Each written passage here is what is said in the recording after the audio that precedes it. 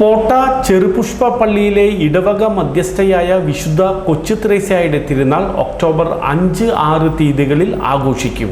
പോട്ട ചെറുപുഷ്പ പള്ളിയിലെ ഇടവക മധ്യസ്ഥയായ വിശുദ്ധ കൊച്ചുത്രേസ്യയുടെ തിരുനാൾ ഒക്ടോബർ 5-6 തീയതികളിലായി നടത്തുമെന്ന് വികാരി ഫാദർ ടോം മാളിയേക്കൽ വാർത്താസമ്മേളനത്തിൽ അറിയിച്ചു.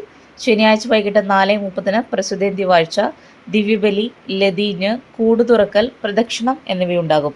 ചടങ്ങുകൾക്ക് ബിഷപ്പ് പോളി കണ്ണുകാടൻ മുഖ്യ കാർമ്മികനാകും. ഞായറാഴ്ച രാവിലെ 6-നുള്ള ദിവ്യബലിയെ തുടർന്ന് ഊട്ടുനേർച്ച വെഞ്ചരിപ്പ് നടക്കും. 8-നുള്ള തിരുനാൾ ദിവ്യബലിക്ക് ഫാദർ ആൻഡോ പാണാടൻ മുഖ്യ കാർമ്മികനാകും. ഫാദർ വിൻസെന്റ് കുണ്ടുകുളം തിരുനാൾ സന്ദേശം നൽകും. 25,000 പേർക്കുള്ള ഊട്ടുസദ്യയാണ് ഒരുക്കുന്നത്. വാർത്താസമ്മേളനത്തിൽ അസിസ്റ്റന്റ് വികാരി ഫാദർ ക്രിസ്റ്റി ചിറ്റകര, പൗലോസ് മാളിയേക്കൽ, ജസ്റ്റിൻ വടക്കേൽ, ജിംസൺ ചേന്നത്ത് പറമ്പിൽ, സെബി പെരേപ്പാടൻ, ഡെയ്സൺ മേനാച്ചേരി എന്നിവരും സംബന്ധിച്ചു. ഒരു ദേവാലയം സ്ഥാപിക്കപ്പെടുന്നത്. ആ ദേവാലയം സ്ഥാപിച്ച അവസരത്തിൽ തന്നെ ഒക്ടോബർ 1 ഒരു പ്രത്യേകതയുണ്ട്. വിശുദ്ധ കൊച്ചുത്രേസ്യയുടെ തിരുനാൾ ദിവസമാണ്.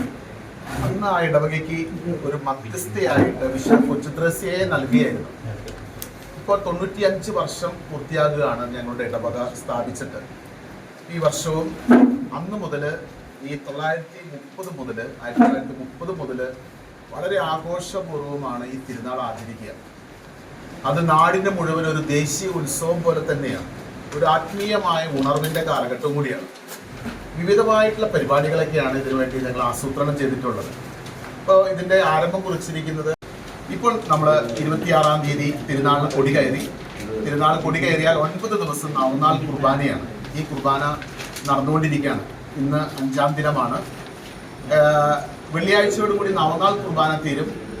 ശനിയാഴ്ചയാണ് അടുത്ത നവനാൾ കഴിഞ്ഞിട്ടുള്ള പ്രധാനപ്പെട്ട മറ്റൊരു തിരുക്കർമ്മം. ഏകദേശം 2500-ഓളം അംഗങ്ങൾ ഈ തിരുനാൾ ഏറ്റെടുക്കുന്ന പ്രസിദ്ധേന്തി വാഴ്ച നടക്കുന്ന ഒന്നാണ്.